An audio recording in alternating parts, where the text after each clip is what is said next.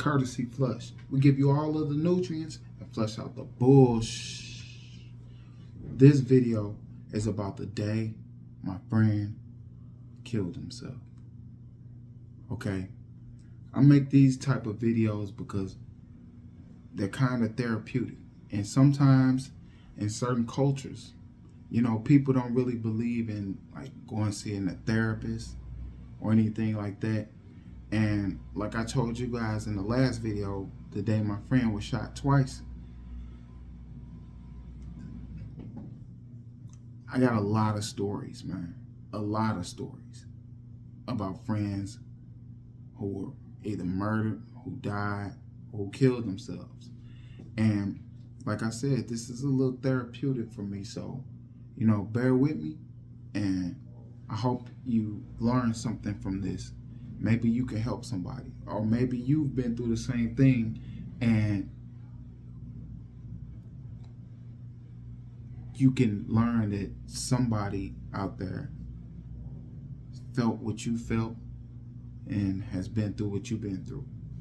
So I'm gonna make it kind of short and simple, but I'm gonna give you full details. So growing up, I didn't really have much. So when the older guys in the neighborhood,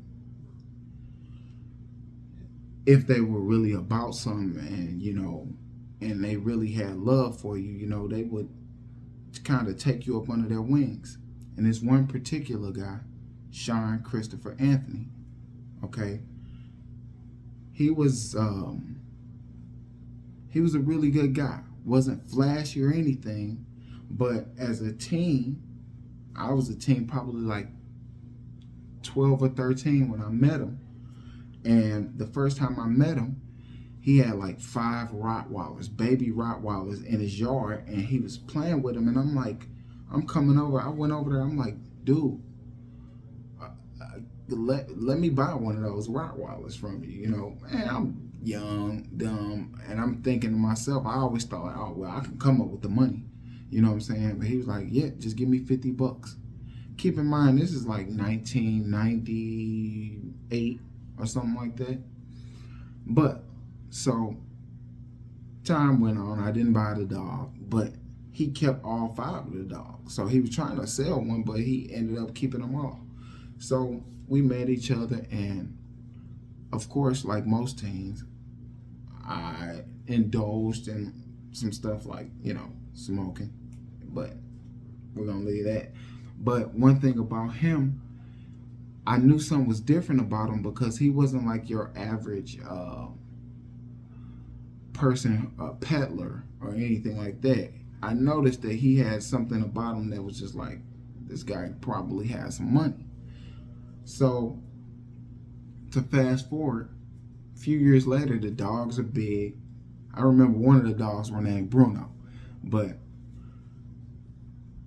he used to always, like, I told you I didn't have much growing up, but he used to always, you know, encourage me. You know, he was one of those guys who encouraged the youth, and he would never, you know, condone any of the BS that the other, you know, older teens in the neighborhood was doing, because he was like in his 20s, early 20s, you know, and I only hung around people that was older than me all the time. But so this guy, he used to always support me. I was rapping. I even got to the point where I was doing shows around my city, and I was always writing because, you know, I didn't really have anything, so all I had was that pen and that notebook. And, you know, come to find out, he had a studio, and they used to, he had a whole group. And so long story short, I remember I was learning about zip guns. You know, a lot of the younger audience, you guys probably don't know about zip guns, but I was talking to him, I had the conversation, I'm like, yeah, I was telling him about zip guns. He was like, I know how to make zip guns. You know where I learned? And I'm like, where? He like, right up there at that library up the street. And the feeling I got, he was just telling me basically like, knowledge is power. You know, it wasn't really about making guns. It was just about like, you have to educate yourself on anything. And that's the vibe I got from him. And he also let me know that, guns, it was not about guns. So time moves on. We kicked it a lot. We talked about rap.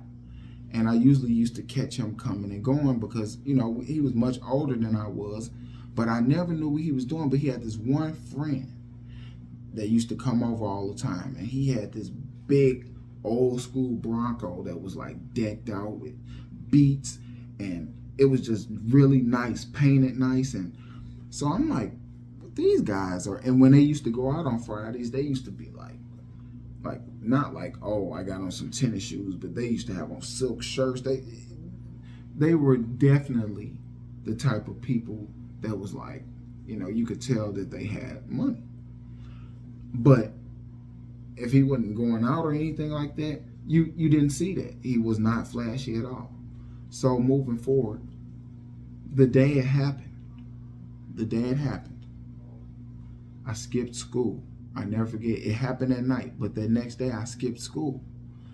And I never forget, I used to just, like, when I knew the bus was coming, I would go, act like I was getting off the bus or whatever. So my friend Tony that stayed 2 houses down from him, he was like, yo, come here. And I'm like, whatever. He was like, hey, no, this is serious.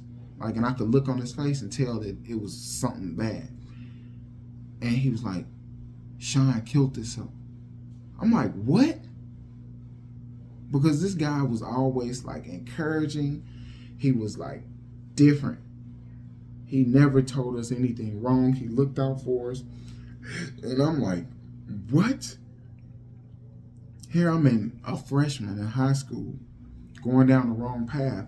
And this guy was helping me. And he was the last person that I thought that I would hear something like this. So I'm like, dude, stop lying. He was like, yeah, man. And he knew that the dude really kind of took a liking to me. And he was his friend too, but, he saw something in me, that he didn't see in him. But so I knew it was true when I passed his house and I seen a motorcycle in the driveway. And I'm like, I've never seen that before. And I remember how devastated I was. I was really devastated, and like, it was very eerie. And I was thinking to myself, like, what? Because he planned on putting me in a studio and everything. And I was just thinking to myself, like, how did this happen? And why? So he ended up putting a Mossberg pump, using that. And I'm going to let you figure out the rest. And it was bad. It was really bad. But when he did pass away, his mom, she made all his friends, like, we was just like his young partners from the neighborhood, but all his friends came over, and she had found like pounds of what, and put it all in the front yard and burned it all in front of everybody. And my friend mom used to be like, yeah, those guys wasn't crying because he passed away. They was crying because she burnt up all that grass. And, she found like a shoebox, a couple shoebox, but it was like equivalent to like $200,000 in it. And my buddies, my older homies, had to go and clean up everything in the house because they didn't clean up anything. They just removed the body, and